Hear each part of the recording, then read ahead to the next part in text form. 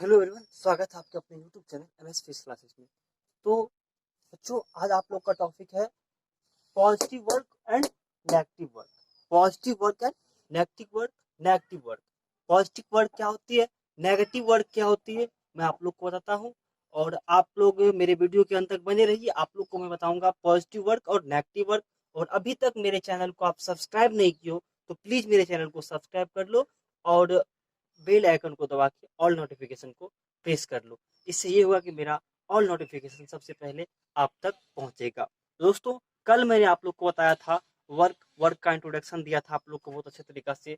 और वर्क क्या होती है मैंने आप लोग को अच्छे तरीका से समझा दिया था।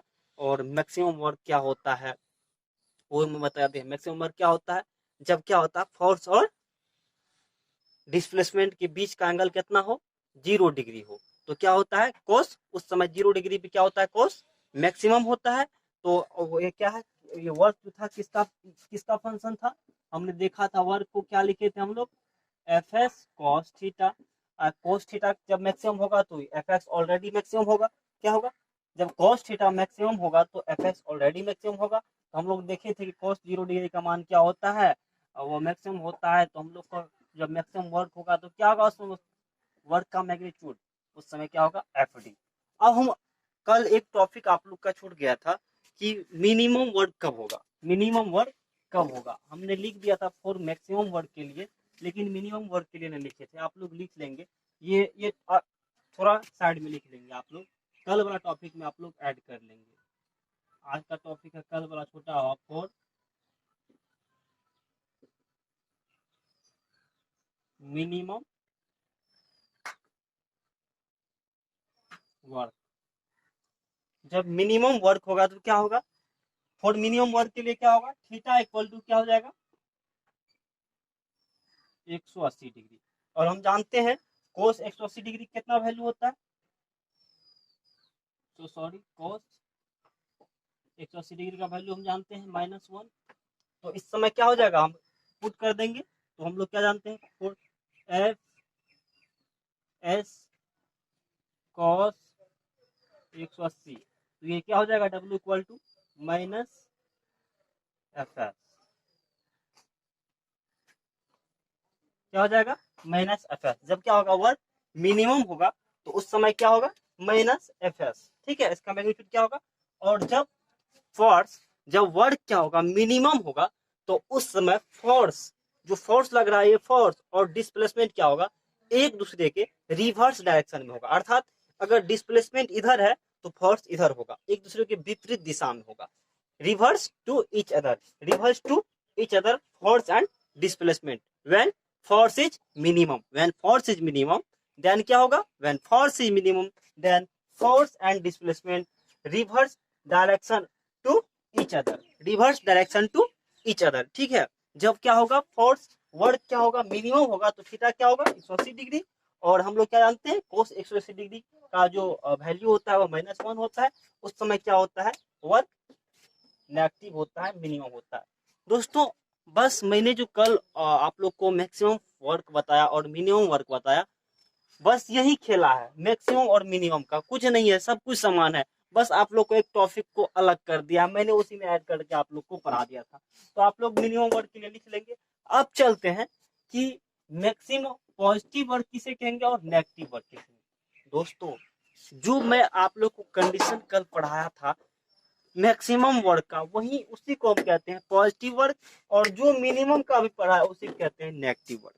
यहाँ पे क्या हो रहा है, नेगेटिव का साइन लग रहा है। यहाँ पे क्या हो रहा है, नेगेटिव का साइन लग रहा है। तो पॉजिटिव वर्क किसे कहेंगे, उस वर्क को हम पॉजिटिव वर्क कहेंगे जिस वर्क में क्या होगा, जिधर हम फोर्स लगा रहे हैं उधर डिस्प्लेसमेंट प्रोड्यूस हो रहा है। जिधर हम फोर्स लगा रहे हैं उधर डिस्प्लेसमेंट प्रोड्यूस हो रहा है, तो उसे हम क्या कहेंगे पॉजिटिव वर्क।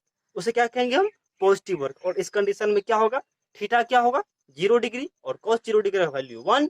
तो उस समय क्या होगा वर्क मैक्सिमम होगा। उस समय क्या होगा पॉजिटिव वर्क की कंडीशन में क्या होता है वर्क मैक्सिमम होता है। आप लोग को मैं छोटा छोटा टॉपिक, अच्छा सा टॉपिक निकाल के देता हूँ ऑब्जेक्टिव के लिए। आप लोग को कोई भी कम्पिटिटिव एग्जाम में पूछे जाएंगे। ठीक है, देखिए आप लोग जानते हैं सब कुछ, लेकिन एक ओपन करने के लिए जो है ना सब कुछ अधूरा अधूरा रह जाता है। ठीक है, बाद बाकी आप लोग जानते हो होंगे सब कुछ, लेकिन आप लोग उसे ओपन नहीं करते होंगे, उसे रट लेते होंगे। ऐसा नहीं करते, रटना बिल्कुल छोड़ दो, ठीक है। एक कैलकुलेशन से सीखो सब कुछ। अगर कैलकुलेशन से निकालना सीख गए ना, तो एक कैलकुलेशन से तुम, अब मान लो हमने बताया था कल, आप लोग को कैलकुलेशन में क्या बताया था, एफ इक्वल टू क्या होता है, जी m1 m2 upon D square. अब आपने क्या क्या ऐसे रख लिया, F equal to G m1 m2 by R square. अरे भाई ये क्या है, जी m1 m2 ये क्या है, आप इसे जानोगे नहीं ना, रट लोगे, इससे कुछ नहीं होने वाला है दोस्तों। इसे ओपन करना जानना पड़ेगा, ये क्या है, ये क्या है, ये किसका रिवर्सली प्रोपोर्शनल टू होता है, किसका, ये क्या, यहाँ से हम क्या आप लोग को रिलेशन बताए थे, यहाँ से ग्रेविटेशनल फोर्स जो होता है क्या होता है, डायरेक्टली प्रोपोर्शनल टू होता है m1 m2 का, और क्या होता है इनवर्सली प्रोपोर्शनल टू क्या होता है उसके बीच का डिस्टेंस के वर्ग का। तो यहाँ से आप लोग ओपन करोगे तब ना, यहाँ से क्या होगा, अर्थात मास बढ़ेगा, तो यदि दो पार्टिकल का, दोनों पार्टिकल का मास बढ़ेगा तो क्या होगा, ग्रेविटेशनल फोर्स क्या होगा, ज्यादा लगेगा। अगर क्या होगा, इसका डिस्टेंस बढ़ेगा, क्या होगा, ग्रेविटेशनल फोर्स कम लगेगा। ठीक है, तो यही है इसका फंडा। आप लोग ओपन नहीं करना चाहते हो, सब कुछ को रटना चाहते हो, तो ऐसे नहीं हो सकता है कुछ। ठीक है, चलिए आप लोग को पॉजिटिव वर्क और नेगेटिव वर्क पे ले जाता हूँ। पॉजिटिव वर्क आप लोग को हम ले चलता हूँ पॉजिटिव वर्क पे। पॉजिटिव वर्क क्या है,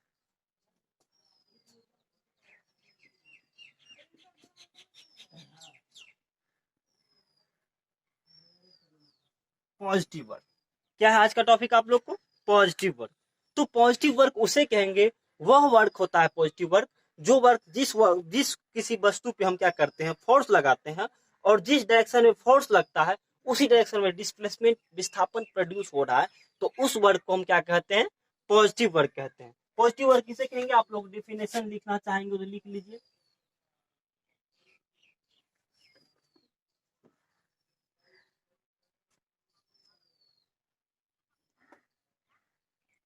वह वर्क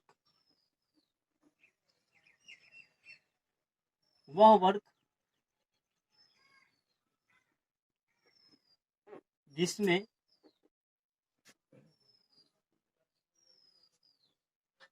जिस दिशा में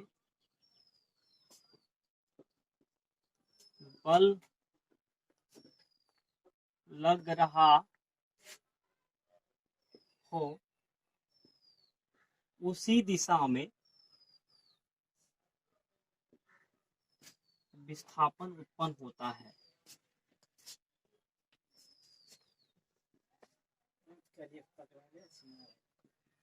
उत्पन्न होता है, क्या कहलाता है, पॉजिटिव वर्क। ठीक है, तो हम क्या कहेंगे, जिस वह फोर्स, वह वर्क है, वह वर्क को हम पॉजिटिव वर्क कहते हैं, जिस वर्क में क्या होता है, जिधर हम फोर्स लगाते हैं उधर क्या होता है, डिस्प्लेसमेंट प्रोड्यूस हो रहा है, तो ऐसे वर्क को हम क्या कहते हैं, ये पॉजिटिव वर्क है। और पॉजिटिव वर्क में क्या होता है, और पॉजिटिव वर्क में क्या होता है, वर्क मैक्सिमम होता है। मैक्सिमम क्या होता है, वर्क मैक्सिमम होता है। पॉजिटिव वर्क में क्या होता है, वर्क जो होता है वो मैक्सिमम होता है, और पॉजिटिव वर्क कंडीशन में क्या होता है, मैक्सिमम होता है। और कितना होता है, वह होता है एफ डी। कितना होता है, एफ डी। कितना होता है, एफ डी।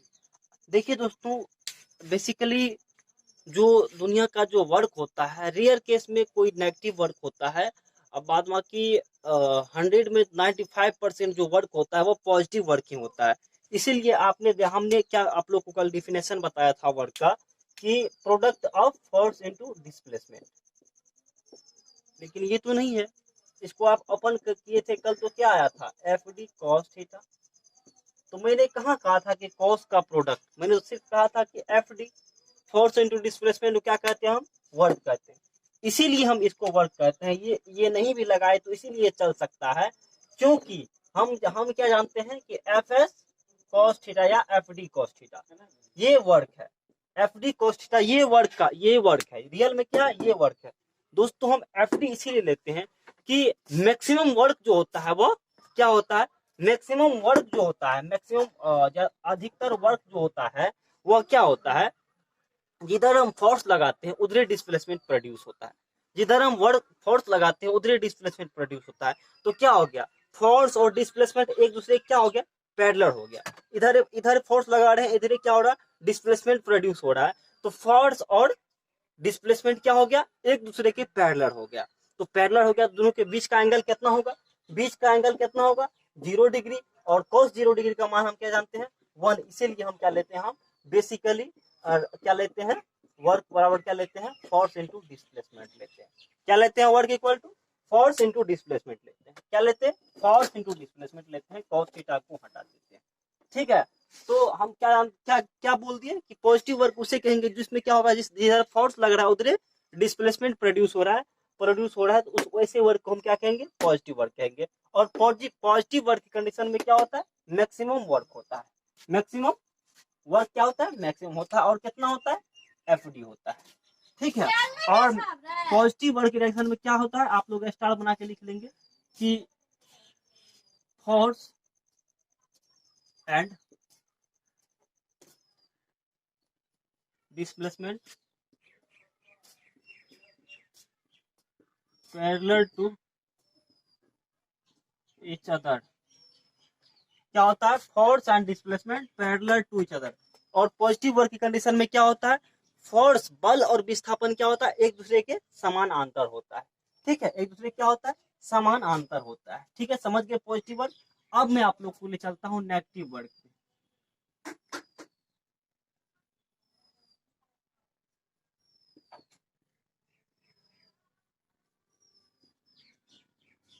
अब मैं आप लोग को ले चलता हूँ नेगेटिव वर्क पे। कहाँ ले चलता हूँ आप लोग को, नेगेटिव वर्क पे। नेगेटिव वर्क क्या होता है, आप लोग को ले चलता हूँ नेगेटिव वर्क पे।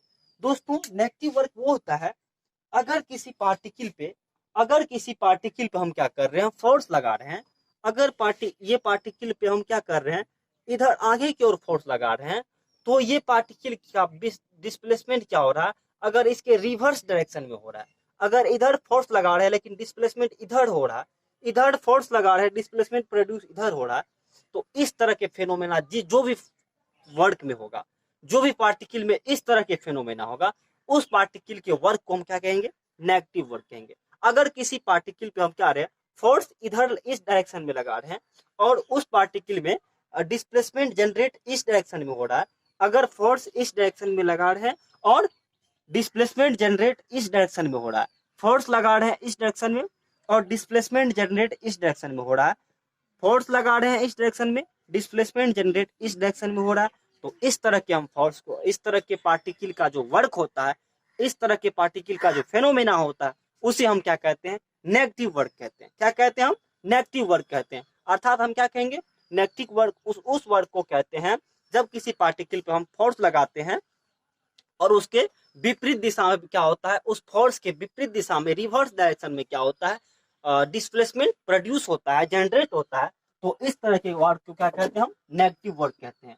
और नेगेटिव वर्क होगा तो देखिए दोस्तों, नेगेटिव वर्क कंडीशन में क्या हो रहा है, हम फोर्स लगा रहे हैं इधर लेकिन डिस्प्लेसमेंट जा रहा है इधर, तो क्या हो रहा है, दोनों एक दूसरे का विपरीत है, दोनों एक दूसरे क्या हो, रिवर्स विपरीत विपरीत दिशा में है।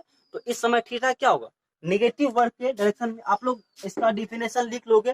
ठीक है, आप लोग नेगेटिव वर्क किसे कहते हैं आप लोग को मैंने समझा दिया है, आप लोग लिख लोगे।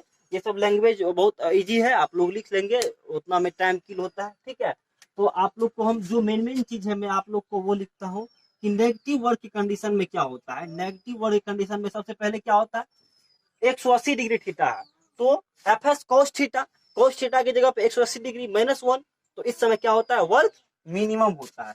और नेगेटिव वर्क कंडीशन में क्या होता है, वर्क मिनिमम होता है।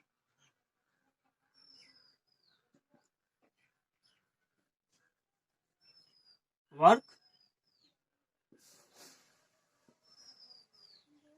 मिनिमम होता है। वर्क क्या होता है, मिनिमम होता है। और मिनिमम कितना होता है, वो होता है -FD। ठीक है। और क्या होगा, दोनों क्या होगा, force and displacement, force and displacement, force and displacement reverse to each other. क्या होता है, फोर्स और डिस्प्लेसमेंट क्या होता है, रिवर्स टू ईच अदर। इस कंडीशन में क्या होता है, जब वर्क क्या होगा, वर्क जब नेगेटिव वर्क होगा तो उस कंडीशन में बल और विस्थापन जो होता है एक दूसरे का विपरीत होता है, एक दूसरे का उल्टा होता है। तो मैं हिंदी सॉरी मैं इंग्लिश लिख दिया आप लोग को कि फोर्स और डिस्प्लेसमेंट क्या होता है, रिवर्स टू ईच अदर, एक दूसरे का क्या होता है, उल्टा होता है। और इस समय थीटा, क्योंकि थीटा कितना होता है, क्योंकि थीटा होता है इस समय 180 डिग्री, ठीक है, क्योंकि थीटा कितना होता है इस समय 180 डिग्री होता है, ठीक है। तो फोर्स और डिस्प्लेसमेंट कितना हो गया, और ये नेगेटिव वर्क हो गया, ठीक है। नेगेटिव वर्क का मैं एक एग्जांपल बताता हूँ आप लोग को। आप लोग मान लीजिए ये कोई वाल है, ये क्या है, ये कोई वाल है, और ये कोई ऑब्जेक्ट है, ये कोई ऑब्जेक्ट है, ये फ्लेक्सिबल कोई ऑब्जेक्ट है, ठीक है। ये मान लीजिए आप स्प्रिंग मान लीजिए, कुछ भी मान लीजिए जो फ्लेक्सिबल हो, मतलब लचीला हो। मान लीजिए इससे सटा है, और मैं ये इसके कॉर्नर पे एक फोर्स लगा रहा हूँ कोई वेरिएबल मैग्नीट्यूड से, और ये फोर्स जब इस पे हम एक्ट कर रहे हैं तो ये वाल से टकरा के सीधा इस डायरेक्शन में मुड़ गया, सीधा। आप लोग देखे होंगे, आप लोग एक्सपीरियंस करना कि यदि ये कोई वाल है, वाल पे कोई फ्लेक्सिबल पार्टिकल ऑब्जेक्ट है, और इस कॉर्नर पे हम फोर्स यदि लगा रहे हैं, अगर इस पे फोर्स लगा रहे हैं तो इस पे जब फोर्स लगाते हैं सीधा ये क्या होता है, इस डायरेक्शन में आ जाता है, और इधर इसका क्या होता है, डिस्प्लेसमेंट हो जाता है। तो हम फोर्स लगा रहे हैं, इधर डिस्प्लेसमेंट हो गया इधर। तो इस तरह के जो भी वर्क होगा, इस तरह के जो भी वर्क होगा, इस तरह क्या होगा, जो भी वर्क होगा उसे हम क्या कहेंगे, नेगेटिव वर्क। क्या कहेंगे, इस तरह के पार्टिकल का जो भी इस तरह के फिनोमिना होगा पार्टिकल का, उसे हम क्या कहेंगे, ये नेगेटिव वर्क हो रहा है। इस पार्टिकल में क्या जनरेट हो रहा है, नेगेटिव वर्क जनरेट होगा। और नेगेटिव वर्क रेयर केस में जनरेट होता है, रेयर केस में 100 में 95%, 70 पर आप कह सकते हो कि 95, तो सॉरी एक मिनट,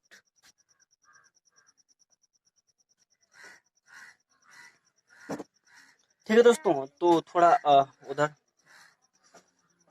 कोई काम हो गया था, ठीक है। तो चलिए आपको मैंने अभी क्या बताया कि 100 में जो है 98% वर्क जो होता है वह क्या होता है, पॉजिटिव वर्क होता है, ठीक है। रेयर केस में नेगेटिव वर्क होता है, रेयर, अभी मैंने बताया एग्जांपल आपका, वो कौन करेगा, फालतू आदमी वो सब करता है, क्या करता है, ऐसे करके ऐसे ये सब, और वो रेयर केस में कहीं यूज भी होता है, फालतू आदमी नहीं करता है भाई ठीक है। तो चलिए आप लोग पॉजिटिव वर्क और नेगेटिव वर्क को समझ के, आपका ये जो दो कंडीशन है बहुत इंपॉर्टेंट है। नेगेटिव वर्क में आप लोग क्या, नेगेटिव वर्क किसे कहोगे, जब क्या होगा, फोर्स और डिस्प्लेसमेंट क्या होगा, जिस वस्तु में क्या कर रहे हैं, फोर्स लगा रहे हैं, और डिस्प्लेसमेंट उसके विपरीत दिशा में जनरेट हो रहा है, तो उसे हम क्या कहेंगे, नेगेटिव वर्क है। और नेगेटिव वर्क की कंडीशन में क्या होता है, वर्क क्या होता है, मिनिमम होता है, और फोर्स और डिस्प्लेसमेंट क्या होता है, एक दूसरे के क्या होता है, विपरीत दिशा में होता है। और जब पॉजिटिव वर्क होता है तो उस समय क्या होता है, फोर्स और डिस्प्लेसमेंट एक ही डायरेक्शन में होता है, एक ही डायरेक्शन में होता है, एक दूसरे के समांतर होता है, ठीक है। और उस समय क्या होता है, फोर्स क्या होता है, वर्क क्या होता है, मैक्सिमम होता है। क्यों, क्यों वर्क मैक्सिमम होता है, क्योंकि थीटा इक्वल टू 0 डिग्री, ठीक है। तो चलिए अब आप लोग को बताता हूँ unit and dimension formula of work. चलिए आप लोग शॉर्ट लेना चाहेंगे तो ले सकते हैं, मैं अलग हो गया हूँ, ठीक है। शॉर्ट लीजिए आप लोग।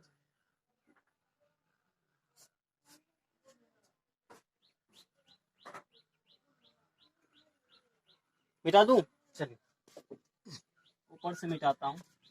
ओह सो सॉरी, क्या कर दिया, चलिए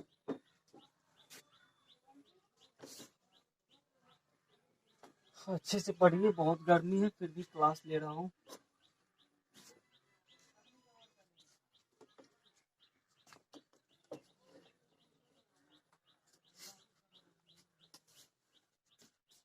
चलिए आज का आपका टॉपिक है unit and dimension.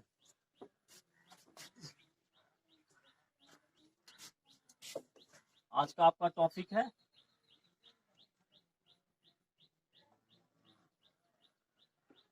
Unit and dimension.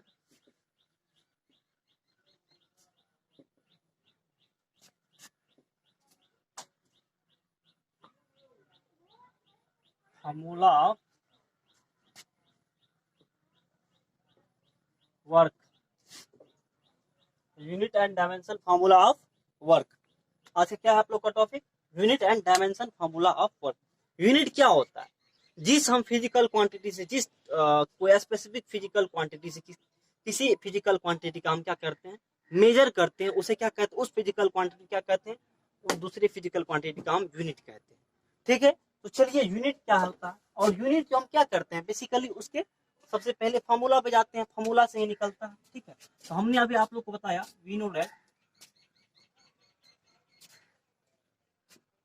आप लोग को मैं तोड़ के बताता हूं।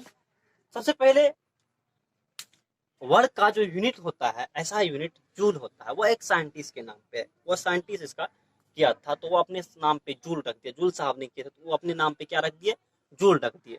और इसका सीजीएस यूनिट अग्र होता है, इसका सीजीएस यूनिट क्या होता है, अग्र होता है। और एक जूल बराबर क्या होता है, 10⁻⁷ अग्र। मैं इसको प्रूव करके आप लोग को दिखाऊंगा कैसे होता है, मैं आप लोग को प्रूव करके दिखाऊंगा एक जूल इक्वल टू 10⁷ अग्र कैसे होता है। तो चलिए मेरी वीडियो के अंत तक बने रहिए, आप लोग को बहुत मजे आने वाला है। ठीक है, तो हम लोग क्या जानते हैं, वर्ग इक्वल टू क्या जानते हैं हम लोग क्या जानते हैं, वर्ग इक्वल टू एफ डी। आप बोलेंगे सर आप एफ डी क्यों लिखे हैं, एफ डी कोस थीटा, उसको डॉट प्रोडक्ट को तोड़िए। तो हम क्या करते हैं, ठीक है, डॉट प्रोडक्ट को तोड़ देते हैं, तो क्या हो गया, एफ डी कॉस थीटा। जब वर्क मैक्सिमम होता है तो cos zero degree, cos theta equal to कितना, जीरो, तो कॉस जीरो का मान 1, क्या हुआ, एफ डी। ठीक है, तो यहां से हम लोग क्या आ गया, work equal to F D, क्या आ गया, एफ डी। और दोस्तों ये क्या है, एफ है, फोर्स है, और फोर्स का क्या होता है, यूनिट क्या होता है, न्यूटन। डी क्या है, डिस्प्लेसमेंट है, उसका क्या होता है, मीटर। आज से हमको वर्क का यूनिट क्या हो गया, न्यूटन मीटर। क्या हो गया हम लोग को आज से फोर्स का यूनिट, न्यूटन मीटर। क्या हो गया हम लोग को आज से वर्क का यूनिट, न्यूटन मीटर। ठीक है, और पहला यूनिट आप लोग क्या जान गए, न्यूटन मीटर। ठीक है, ये क्या हो गया, एसआई यूनिट, ये क्या हो गया, एसआई यूनिट।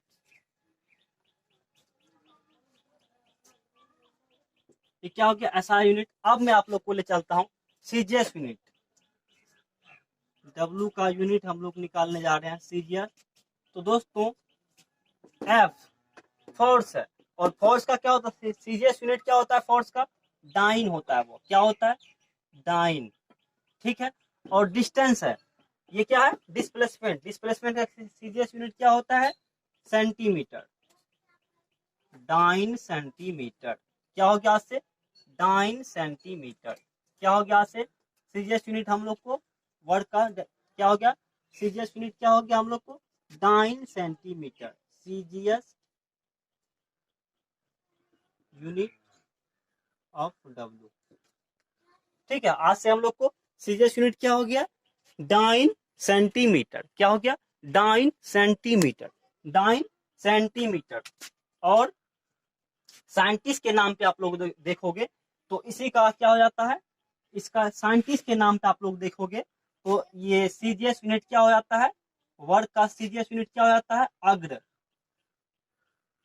अग्र, अग्र। और ऐसा यूनिट क्या होता है साइंटिस्ट के नाम पे, जूल,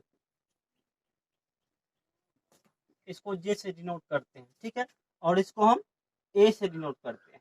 ठीक है, तो हम लोग को क्या हो गया, वर्क का ऐसा यूनिट साइंटिस्ट के नाम पे क्या हो गया, जूल। और क्या हो गया, सीजीएस यूनिट साइंटिस्ट के नाम पे क्या हो गया, अर्ग। और दूसरा यूनिट क्या होता है वर्क का, न्यूटन मीटर, ऐसा यूनिट। और सीजीएस यूनिट क्या होता है, डाइन सेंटीमीटर। बहुत इंपॉर्टेंट टर्म्स है आप लोग का दोस्तों, ये टर्म्स आप लोग को बहुत इंपॉर्टेंट टर्म्स है। ठीक है, बहुत इंपॉर्टेंट है, बहुत, कोई भी कॉम्पिटिटिव एग्जाम के लिए, ऑल कॉम्पिटिटिव एग्जाम के लिए बहुत इंपॉर्टेंट है, very very important, all competitive exam. ठीक है, आप लोग को बहुत इंपॉर्टेंट है, आप लोग अच्छे से पढ़ेंगे इसे। ठीक है, आप लोग नोट बना लेंगे। ठीक है, तो चलिए अब इसका हम डायमेंशन पे चलते हैं, इसका डायमेंशन क्या होता है। ठीक है, इसका डायमेंशन। और आप लोग को एक चीज बताता हूँ, अभी मैंने एक रिलेशन आप लोग को लिखा था कि एक जूल बराबर कितना होता है, 10⁻7 अग्र।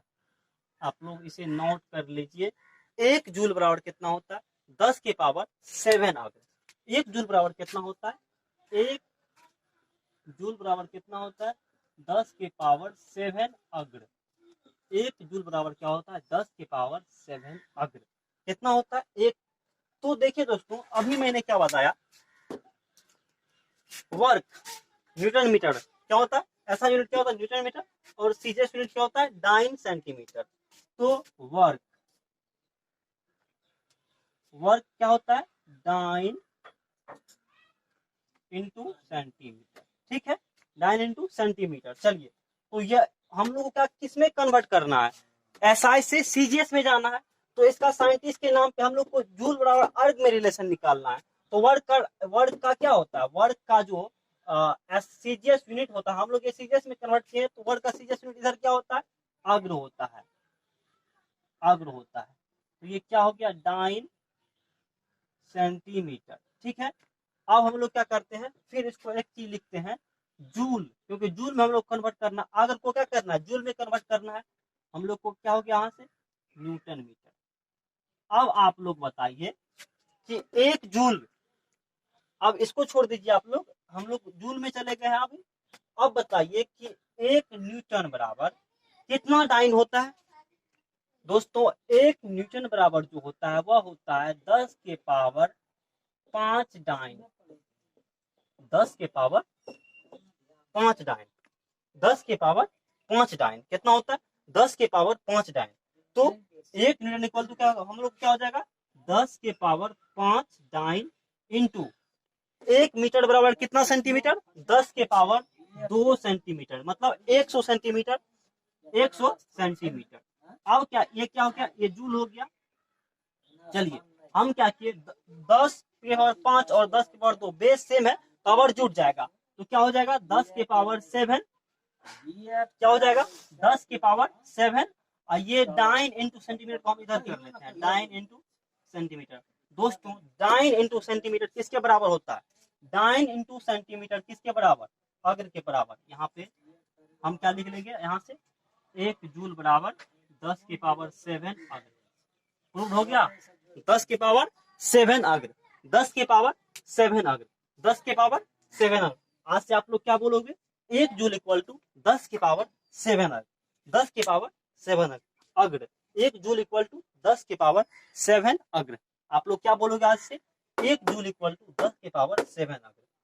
आप लोग को मैंने प्रूव कर रखा है 10⁻7 अग्र कैसे होता है। ठीक है, तो आप लोग अच्छे से समझ गए कि पॉजिटिव वर्क क्या होती है, नेगेटिव वर्क क्या होती है, वर्क का ऐसा यूनिट क्या होता है, साइंटिस्ट के नाम पे जूल होता है, सीजीएस यूनिट क्या होता है? अग्र होता है। 1 जूल इक्वल टू 10⁻7 अग्र होता है। उसके बाद आप लोग को मैंने बताया दूसरा यूनिट, वर्क का दूसरा यूनिट क्या बताया आप लोग को? क्या बताया? Newton metre. और सीजीएस यूनिट क्या बताया? डाइन पर सेंटीमीटर। ये सब मैंने अभी आप लोग को तुरंत जस्ट में बोर्ड पे लिखा ही हुआ है, बताया हूँ। ठीक है, तो कल आप लोग को एक चीज और आप लोग जान लीजिए, डायमेंशन वर्क का। वर्क का आप लोग डायमेंशन जान लीजिए। ठीक है, इधर मिटाऊं, इधर मिटा देता हूं।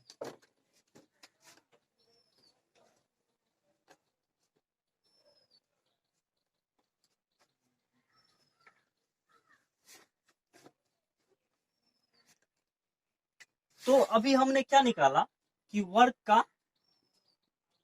का एसआई यूनिट क्या निकाला? Newton metre. क्या निकाला? Newton metre. और न्यूटन किसका यूनिट है? फोर्स का है। तो हम लोग क्या जानते हैं? Force equal to M A. M क्या है? मास। और ए एक्सेलरेशन है। तो एम क्या है? मास। मास का यूनिट हम फोर्स का एक और अलग यूनिट आप लोग को निकाल देता हूँ। मास का यूनिट क्या होता है? केजी। और एक्सेलरेशन का मीटर पर सेकेंड स्क्वायर। तो आज से हम लोग क्या जान गए कि एक फोर्स का यूनिट और होता है किलोग्राम मीटर पर सेकेंड स्क्वायर। किलोग्राम मीटर पर सेकेंड स्क्वायर क्या होता है? फोर्स का बल का यूनिट एक तो न्यूटन होता है, दूसरा क्या होता है? किलोग्राम मीटर पर सेकेंड स्क्वायर। ठीक है, तो हम क्या करते हैं, ये क्या हो गया? यही इसी के बराबर न्यूटन लिख सकते हैं। तो आज से हम लोग को फोर्स का यूनिट दो हो गया, एक न्यूटन और दूसरा किलोग्राम मीटर पर सेकेंड स्क्वायर। तो हम न्यूटन की जगह इसको पुट कर देते हैं। वर्क का एक दूसरा यूनिट हम निकाल रहे हैं वर्क का, तो क्या हो गया किलोग्राम, किलोग्राम मीटर पर सेकेंड स्क्वायर इंटू मीटर। तो यहाँ से क्या हो गया किलोग्राम मीटर स्क्वायर पर सेकेंड स्क्वायर, क्या हो गया किलोग्राम मीटर स्क्वायर पर second square, kilogram metre square पर सेकेंड स्क्वायर। वर्क का एक और यूनिट हो गया किलोग्राम मीटर स्क्वायर पर सेकेंड स्क्वायर। वर्क का एक और यूनिट आप लोग को हम निकाल दिए किलोग्राम मीटर स्क्वायर पर second square, kilogram metre square पर सेकेंड स्क्वायर। वर्क का एक और यूनिट आप लोग को निकाल दिया कि वर्क का यूनिट क्या होता है, तीसरा यूनिट क्या होता है, तीसरा यूनिट क्या होता है वर्क का, ऐसा यूनिट क्या होता है तीसरा, ये ऐसा यूनिट हुआ, ये क्या हुआ ऐसा यूनिट में ही हुआ किलोग्राम मीटर स्क्वायर पर सेकेंड स्क्वायर। ठीक है, तो चलिए अब आप लोग का मैं डायमेंशन निकालता हूँ, वीडियो के अंत तक बने रहिए। ठीक है, तो किलोग्राम जो है, किलोग्राम का जो होता है डायमेंशन फॉर्मूला वो होता है एम, और मीटर किसका होता है यूनिट, वो किसका होता है, मीटर किसका यूनिट होता है, वो लेंथ का होता है या डिस्प्लेसमेंट का होता है, लेंथ का होता है। ठीक है, तो उसका डायमेंशन जो होता है हमको किलोग्राम में क्या हो गया एम, और मीटर क्या होता है एल, दो को है तो दो को देंगे, और ये क्या होता है हम, और हम इसको इस तरह से भी लिख सकते हैं ना किलोग्राम मीटर स्क्वायर और सेकेंड के पावर -2 लिख सकते हैं, क्योंकि उसको ऊपर भेज दिए। इसी तरह हम, और टी सेकेंड क्या जानते हैं हम लोग डायमेंशन टी, ऊपर जाएगा तो -t। तो आज से हम लोग सजाने के लिए ब्रैकेट लगाते हैं। ठीक है, आज से हम लोग को वर्क का डायमेंशन क्या होगा, आप लोग लिखना चाहेंगे तो लिख लीजिए डायमेंशन